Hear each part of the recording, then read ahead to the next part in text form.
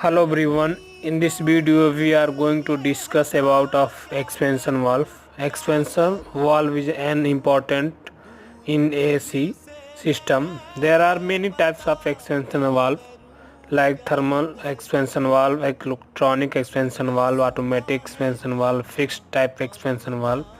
We are going to explain about the thermal expansion valve, which is the most commonly used expansion valve. It does two important functions. One is it expands the refrigerant and reduce the pressure and temperature. Another one is the send the required amount of refrigerant to the evaporator. You can see by picture and parts of